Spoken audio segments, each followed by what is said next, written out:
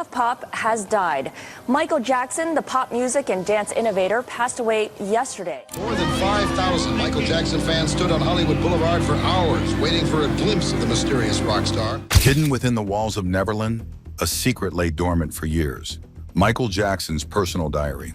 Now this long-lost journal has been unearthed, revealing a shocking glimpse into the king of pop's private struggles. Anxiety, pain, and the crushing weight of his relentless career leap from the pages, painting a portrait of a man tormented by his own fame. The diary hints that these struggles, combined with his dependence on prescription drugs, might have tragically led to his untimely death. This discovery reopens old wounds and forces us to confront the devastating price of superstardom. Will we ever truly understand the pain behind the glitz and glam of the celebrity world? The early years in the Jackson 5. In the bustling town of Gary, Indiana, the mid-1960s brought more than just the hum of factories. It introduced the world to an extraordinary family with an even more extraordinary talent. Picture this, a young Tito Jackson secretly strumming his father's guitar, only to get caught by Joseph Jackson, a strict yet musically inclined father. This unexpected moment revealed a spark, and soon the Jackson household was alive with the sound of something truly special. It didn't take long for Joe to recognize the potential of his children. At first, Tito, Jackie, and Jermaine formed the core of what would later become a household name. But it was little Michael, just 5 years old, who quickly stole the show, even though he started off playing the congas. And just like that, the Jackson 5 began their journey. Not with a bang, but with a determined strum of a borrowed guitar. Their early days were filled with performances at local talent shows around Gary and Chicago. Each show was a step closer to greatness, but one stood out. Michael's rendition of Barefooting during a high school talent contest left everyone in awe. You could feel it. This was no ordinary child on stage. Could a 5-year-old really carry the weight of a star in the making? Turns out this can happen. By the time they were performing at places like Chicago's Regal Theater and the iconic Apollo Theater in Harlem, the Jackson 5 were becoming a force to be reckoned with. They won talent competitions, impressed seasoned audiences, and even recorded an early version of Big Boy. While wonderful records passed on them, the family didn't stop believing in their potential. Their break came when Gordon Keith of Steeltown Records signed them, leading to the re-recording of Big Boy and its release in early 1968. This wasn't just a minor success, it was the start of something far bigger. The song sold about 10,000 copies, earning them more gigs, including opening for the legendary Etta James. Imagine these young kids from Gary sharing the stage with music legends. It's the kind of underdog story everyone loves. But the big turning point came in the summer of 1968. The Jackson 5 opened for Bobby Taylor and the Vancouvers, catching the eye of Taylor himself. So impressed by Michael's talent, Taylor set up an audition with Motown Records. Berry Gordy, initially hesitant about signing another young act, couldn't resist their undeniable charm and talent. By March of 1969, they were officially part of the Motown family. Motown's marketing genius kicked in, crafting a story that Diana Ross had discovered the group. While it wasn't exactly true, it worked wonders in boosting their public image. Who would have thought that a little creative storytelling could propel the Jackson 5 into the limelight so effectively? Once in Los Angeles, the Jackson 5 teamed up with Motown's top producers. Their debut single, I Want You Back, released in late 1969, was an instant hit, and it didn't stop there. They followed up with ABC, The Love You Save, and I'll Be There, each one topping the charts. It was official, the Jackson 5 had arrived, and they were here to stay. Their rise wasn't just about music, it was about breaking barriers.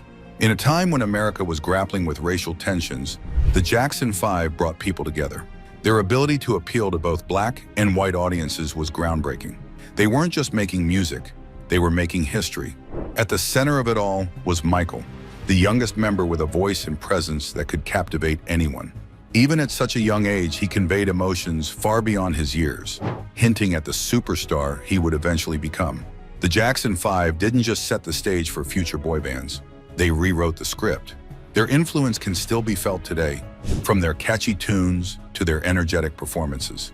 Their legacy is cemented with honors like induction into the Rock and Roll Hall of Fame and the Vocal Group Hall of Fame.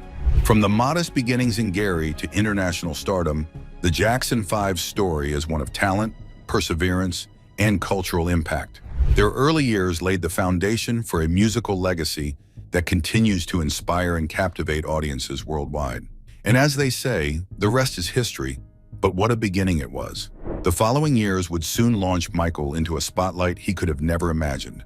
From a talented kid in a family band to the king of pop, who could have predicted such a meteoric rise? What challenges would he face? And how would he navigate the immense fame that awaited him? The king of pop's musical legacy. Michael Jackson's journey into solo stardom is nothing short of legendary. After leaving the Jackson 5, Michael was no longer just the young, talented singer with a big family. He was about to redefine what it meant to be a pop star. His first solo album, Gotta Be There in 1971, showed the world that this was no passing phase. Tracks like Rockin' Robin and Got to Be There hinted at his enormous potential. But this was just the beginning. What would his next steps look like? Could he really carve out his own space? He didn't waste any time proving that he was more than just a former boy band member. His second album, Ben, released in 1972, gave him his first solo #1 hit with the title track, a beautiful ballad about a boy's friendship with a rat. It wasn't the usual pop fodder, but Michael's voice brought sincerity and emotion, something that set him apart from the rest. Ben wasn't just an album. It was a statement that Michael Jackson was an artist with depth. The next few years saw him developing his craft, but it wasn't until his fifth solo album, Off the Wall, in 1979, that everything truly changed. Teaming up with legendary producer Quincy Jones, Michael created an album that was a perfect blend of pop, funk, soul, and disco. Don't Stop Till You Get Enough became an anthem of freedom and dance, and Rock With You made people want to groove, not just listen. Off the Wall wasn't just a hit, it was a groundbreaking album that sold over 20 million copies worldwide and earned Michael his first Grammy Award. Was this the album that put him on the map, or was it just the start of something even bigger? 1982, Michael released Thriller, and this was when everything changed. No one could have predicted the worldwide phenomenon this album would become. Thriller didn't just break records, it redefined the music industry. It became the best-selling album of all time, with over 70 million copies sold globally. And the music videos were more than just promotional tools. They were mini movies that would go down in history. The video for Billie Jean broke barriers, making Michael the first black artist to be featured in heavy rotation on MTV. It wasn't just the song that resonated, it was the image, the style, the moves. And then came the Thriller video itself. Could any other music video live up to the standard Michael set with that one? With its eerie storyline, groundbreaking choreography, and that unforgettable dance sequence, it became a pop culture event. But Thriller was more than just an album or a set of music videos. It was a moment in time that shifted that entire music landscape. Michael didn't just break records, he set new standards for what a music artist could do. He became the first to truly fuse the worlds of music, fashion, dance, and video, creating an inseparable connection between them. With hits like Beat It, which saw him collaborating with legendary guitarist Eddie Van Halen, and Wanna Be Startin' Something, Michael proved he could blend rock, pop, and R&B like no one else. Besides the sounds and the breathtaking music videos, Thriller was about Michael's vision. After Thriller, Michael Jackson transformed into a global icon. His next album, Bad, which was released in 1987, further cemented his place as the king of pop.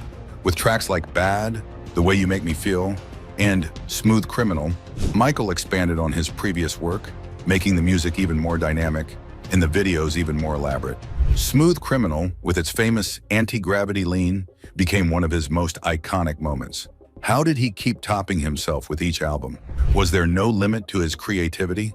Dangerous, released in 1991, brought a new, edgier sound to the table. It mixed new jack swing, rock, and even gospel elements into his already diverse style. Songs like Black or White and Remember the Time blended socially conscious lyrics with infectious melodies. Michael's impact wasn't just about dance moves and chart-topping hits. It was about making people think, making them feel, and connecting with them on a deeper level. The video for Black or White was a technological marvel at the time, incorporating groundbreaking morphing effects that made viewers gasp in awe. Michael wasn't just keeping up with the times, he was ahead of them. History, Past, Present, and Future, Book 1, released in 1995, was a double album that showcased both his greatest hits and new tracks. The album included the powerful Scream, a duet with his sister Janet Jackson, and You Are Not Alone, which set a record as the first song to debut at #1 on the Billboard Hot 100. History was a reflection of everything Michael had accomplished and everything he still aimed to achieve. It was both a celebration and a statement of his continued relevance in the music world. By the time Invincible was released in 2001, Michael had already solidified his place in music history. While Invincible didn't achieve the same commercial success as his previous albums, it still produced hits like You Rock My World and Butterflies, proving that even in the later stages of his career, he could still deliver magic. Michael had spent his life pushing boundaries and setting trends, and Invincible was a testament to his unyielding commitment to his art. Through it all, Michael Jackson was not just a musician. He was a pioneer in music video storytelling, a fashion icon, and a humanitarian. His songs became anthems, his dance moves became legendary, and his influence spread far beyond the music industry. He wasn't just the king of pop, he was a global ambassador for creativity, breaking cultural barriers and creating a universal language of music that everyone could understand. What drove him to keep pushing the limits of creativity? The answer lies in his relentless pursuit of excellence, his passion for performance, and his unwavering belief in the power of music to connect people. His rise from a young boy in the Jackson 5 to the most recognized artist in the world is a story of extraordinary vision, tireless work, and boundless innovation. Michael Jackson may have started as a member of a family group, but he ended up shaping the future of music for generations to come. His impact is timeless. However, there is a down trail for every rising star out there, and so it was for Michael. Controversy swarmed around him and his life, specifically related to his appearance that kept on changing. Was it just the result of personal choices? Or was there something deeper at play? Or was his legacy too powerful to be tainted? The shifting appearance of Michael Jackson. Michael Jackson's changing appearance is one of the most talked about aspects of his life, sparking endless speculation and controversy. From the time he first graced the stage as a member of the Jackson 5 to his later years as the king of pop, Michael's transformation was drastic, leading to a constant buzz in the media. His looks evolved in ways that left fans and critics alike asking, what was going on? Was it just a part of growing up? Or was there something deeper at play? In the beginning, Michael was known for his youthful, bright-eyed look. His facial features, full lips, wide nose, and dark skin, were a striking contrast to the image of the suave, smooth pop star he would become. But as the years went on, his skin tone seemed to lighten, and his facial features started to shift. At first, people chalked it up to natural aging, but by the time the 1980s rolled around, the changes were too noticeable to ignore.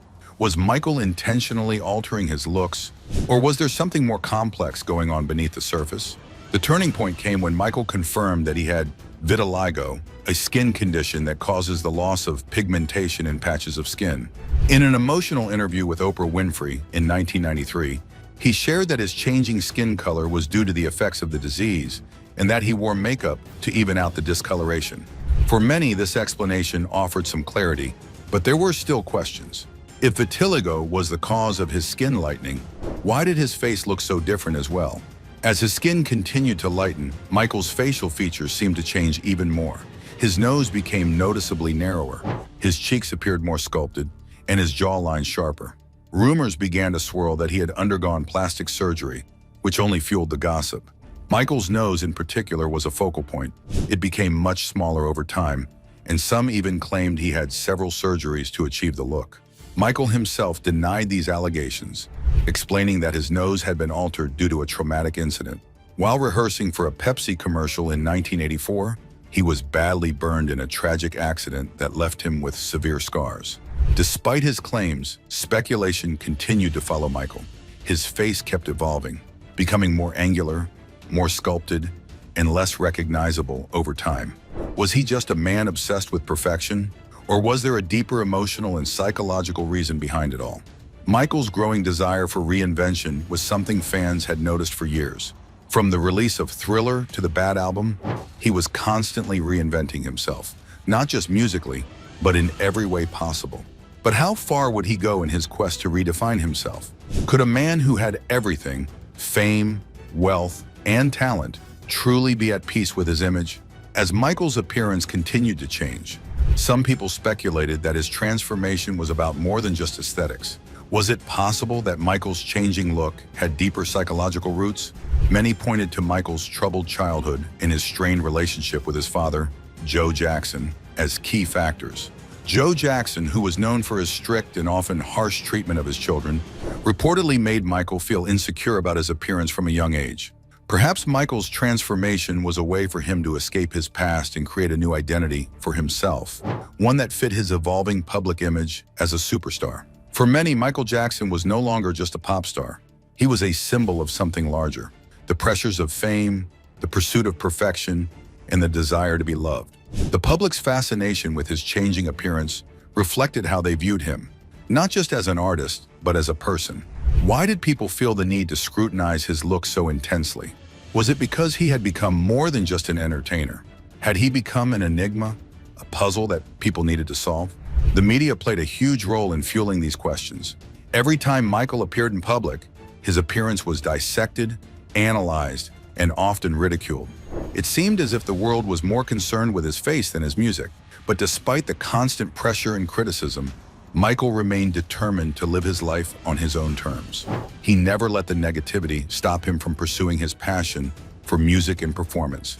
His ability to continue producing groundbreaking music, despite all the personal challenges he faced, was a testament to his resilience. But could a man be truly happy when the world is so fixated on his every move? Was he content, or did he feel the weight of expectation dragging him down? The turning point in Michael's career came with his album Dangerous in 1991. Not only did the music take on a more mature, socially conscious tone, but his appearance had also evolved. He looked different, but the music was still unmistakably his. Songs like Black or White and Remember the Time featured Michael at his best, with a confident, bold new sound. It was clear that Michael was embracing change, musically, stylistically, and physically. But even as his music reached new heights, the public's focus on his appearance never waned. Even after the release of History in 1995 and Invincible in 2001, Michael's face continued to be a point of discussion.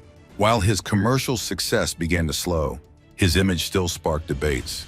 His face had reached a point where it no longer resembled the man who once broke records with Thriller. Yet, despite the constant scrutiny, Michael remained a beloved figure in the world of music, proving that, in the end, it was his artistry, not his appearance, that truly mattered.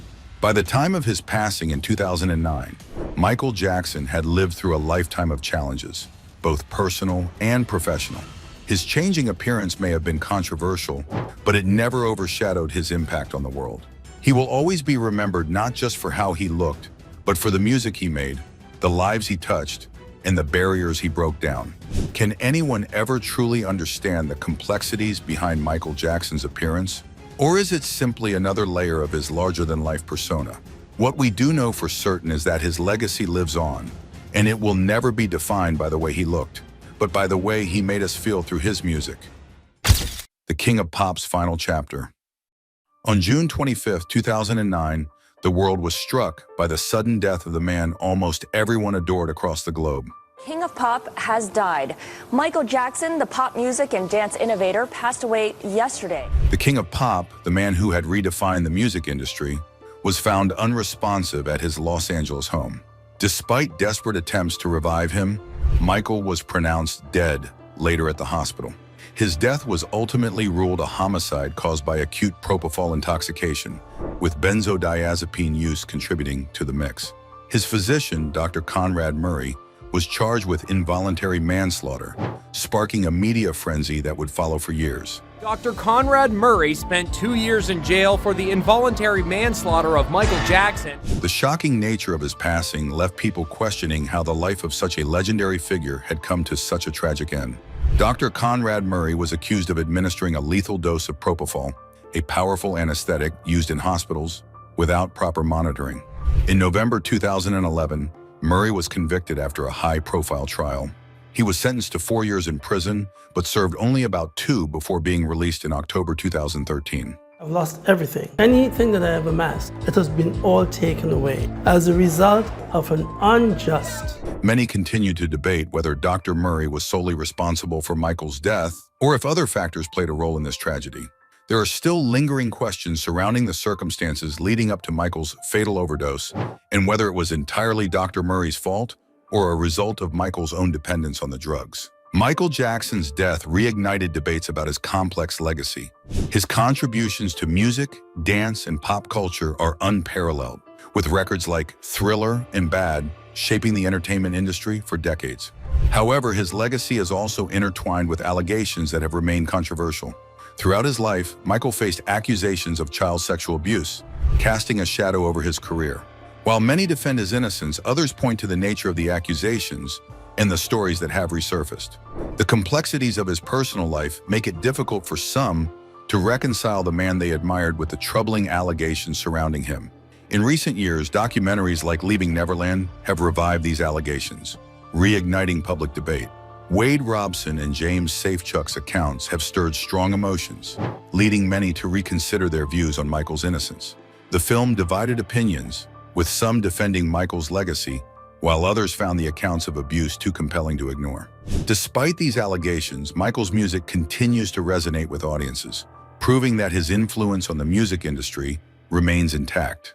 While Michael Jackson's contributions to music and dance continue to influence modern artists, his personal life continues to shape how he is remembered.